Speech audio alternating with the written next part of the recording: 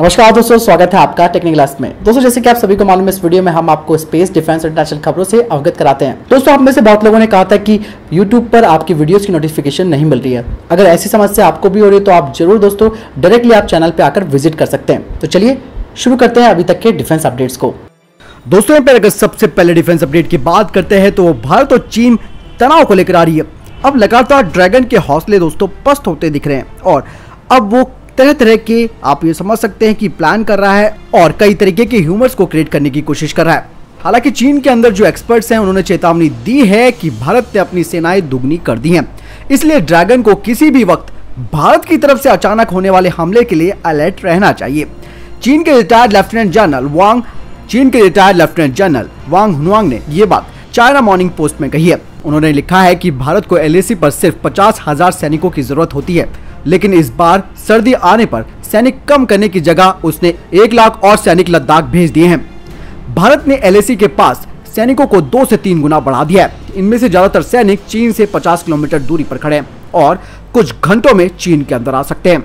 वांग ने यह भी कह दिया है कि नवंबर से पहले चीन ढिलाई नहीं बरत सकता। वांग ने यह चेतावनी ऐसे वक्त में जारी की है जब दोनों देशों के बीच छठे दौर की सैन्य कमांडर स्तर की बातचीत 2 दिन पहले हुई है। तो वहीं कुछ दिनों पहले ऐसी खबरें भी आ रही थी कि लद्दाख में सर्दियां शुरू होने से पहले वहां तैनात चीनी सैनिकों को अस्पताल ले जाने की जरूरत पड़ी है, जबकि भारतीय सैनिकों को सियाचिन जैसी ऊंचाई पर ऑपरेशन करने का अनुभव है। चीन के बोल यहाँ पर लड़खड़ाते हुए दिख रहे हैं। किस तरीके से वो कह रहा है कि भारत अगर अचानक हमला कर देगा तो यहाँ पर चीन को बैकफुट पर आना पड़ सकता है और इसीलिए चीनी सैनिकों को तैयार रहने की हिदायत दे दी गई है।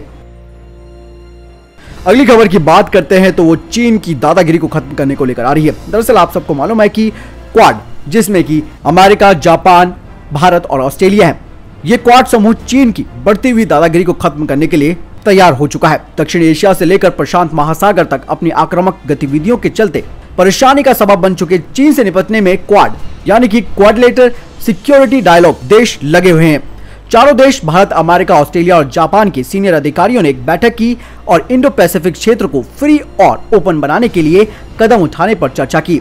इसके अलावा चाइनीज वायरस की महामारी से निपटने के तरीकों पर भी चर्चा हुई है। आपको बता दें कि अगले महीने चारों देशों के विदेश मंत्री टोक्यो में मिल सकते हैं। अगली खबर की बात करते हैं तो भारत और जापान को लेकर आ रही है।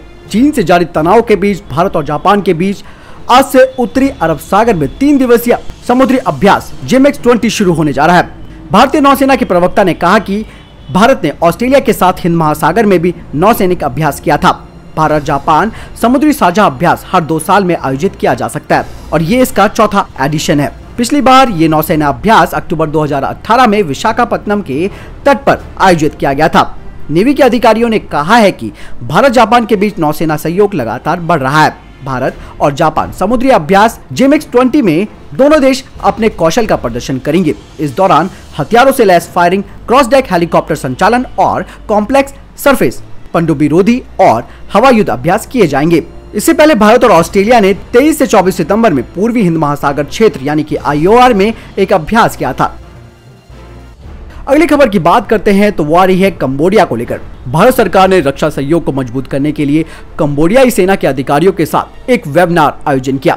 आधिकारिक बयान में कहा गया है कि भारत की तरफ से रक्षा मंत्रालय के वरिष्ठ अधिकारियों और कंबोडिया की तरफ से वरिष्ठ सैन्य अधिकारियों ने इस वेबिनार में भागीदारी की। दोनों देशों के बीच रक्षा सहयोग बढ़ाने पर भी चर्चा हुई। बयान के मुताबिक भारतीय रक्षा निर्यात को बढ़ावा देने और अगले 5 साल में $5 अरब के रक्षा निर्यात के लक्ष्य को हासिल करने के लिए मित्र देशों के साथ वेबिनार का आयोजन किया जा रहा है। साथ ही इस वेबिनार के दौरान alpha design technology private limited, Larsen and Toubro, Tata advance system private limited, Bharat electronics limited समेत कई अन्य कंपनियों ने रक्षा उपकरणों पर प्रस्तुतियां भी दी है। यानी कि भारत कंबोडिया के साथ रक्षा सहयोग को और मजबूत बढ़ाने पर काम कर रहा है और साथ ही कंबोडिया को रक्षा उपकरणों को निर्यात करने पर विचार कर रहा है।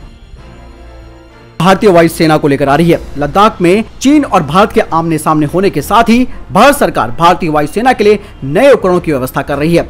रक्षा अधिग्रहण परिषद यानी कि DAC में रक्षा मंत्री राजनाथ सिंह की अध्यक्षता में और तीनों सेना प्रमुखों और रक्षा सचिव के प्रमुख जनरल विपिन रावत सहित भारतीय वायुसेना के लिए ground based high frequency radios की व्यवस्था करने जा रही है। इनमें से करीबन 160 खरीदे जाने की संभावना है। DRDO का स्मार्ट एंटी एयरफील्ड हथियार संभवतः रनवे और हैंगर को नष्ट करने के लिए बम भी तैयार हो चुका है और इसके डेवलपमेंट ट्रायल्स पूरे हो चुके हैं और उत्पादन के मुद्दों पर अब चर्चा हो रही है। इसके अलावा अर्जुन टैंक के लिए एक रिपेयर यूनिट बनाई जा रही है और इन सब के लिए 8 करोड़ का बजट निर्धारित भी किया जा चुका है।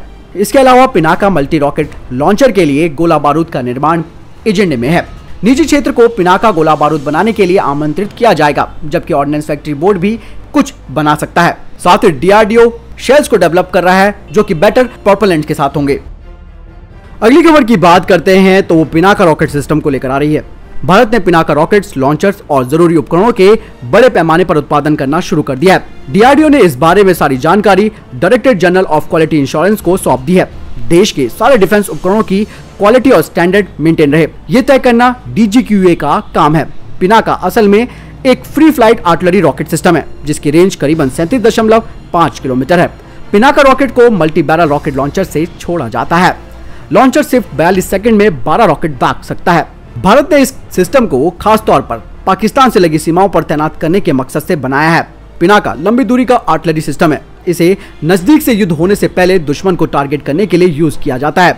पिनाका सिस्टम की एक बैटरी में 6 लॉन्च व्हीकल होते हैं। साथ ही लोडर सिस्टम, रडार और लिंक विद नेटवर्क सिस्टम और एक कमांड पोस्ट होती है। एक बैटरी के जरिए 1x1 किलोमीटर एरिया को पूरी तरह से ध्वस्त किया जा सकता है। मार्क 1 की रेंज करीबन 40 किलोमीटर है, जबकि मार्क 2 से 75 किलोमीटर दूरी तक निशाना बनाया जा सकता है। पिनाका रॉकेट का मार्क 2 वर्जन एक गाइडेड मिसाइल की तरफ बनाया गया है। इसमें नेविगेशन कंट्रोल और गाइडेंस सिस्टम जोड़ा गया है ताकि रेंज बढ़ जाए और सटीकता भी।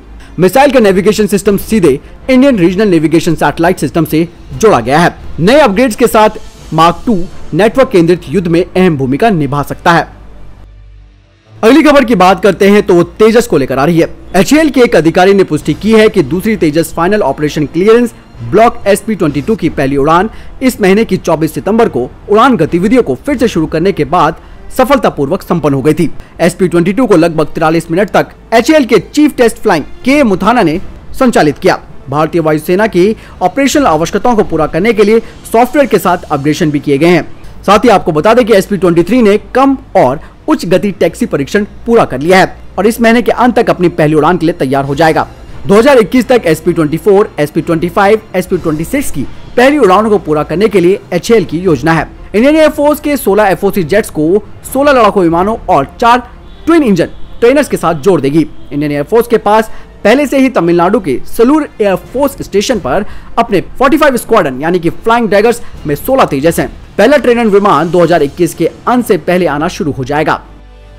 अगली खबर की बात करते हैं तो इजरायली एरोस्पेस इंडस्ट्री को लेकर आ रही है। इजरायली एरोस्पेस इंडस्ट्री ने घोषणा की है कि उसने ब्लूबर्ड एरो सिस्टम की 50% इक्विटी का अधिग्रहण करने के लिए एक समझौते पर हस्ताक्षर किए हैं, जिसे वो एक प्रमुख UAS यानी कि अनमैन्ड एयरक्राफ्ट सिस्टम के तौर पर वर्णित करता है। ब्लूबर्ड अपने उत्पादों को इजरायली सुरक्षा बलों और दुनिया भर के ग्राहकों को बेचता है। हालांकि इजरायली एरोस्पेस इंडस्ट्री ने इस सौदे के वित्तीय विवरणों के बारे में कहने से इनकार कर दिया, लेकिन ऐसा अनुमान है कि ये राशि करीबन $100 मिलियन तक पहुंच सकती है। IAI ने घोषणा की है कि ब्लूबर्ड के साथ मिलकर नए और आधारभूत VTOL टेक्नोलॉजी को मार्केट में लाने की योजना है। यह अधिग्रहण UAS यानी कि अनमैन्ड एयरक्राफ्ट सिस्टम के क्षेत्र में IAI की रणनीति और सैन्य क्रियान्वयन का हिस्सा है। इस अधिग्रहण से इजरायली एरोस्पेस इंडस्ट्री को अपने परिचालन और राजस्व में वृद्धि करने की मदद मिलेगी और लागत को कम करते हुए इस तकनीकी विकास में तेजी आएगी। दोस्तों, वीडियो के संबंध में कोई प्रश्न या आपका कोई जवाब है, आप जरूर हमें कमेंट बॉक्स में लिख के बताएं। साथ ही दोस्तों, इस वीडियो को लाइक करना ना भूलिए और इस चैनल को सब्सक्राइब करना ना भूलिएगा। धन्यवाद। जय हिंद, जय भारत।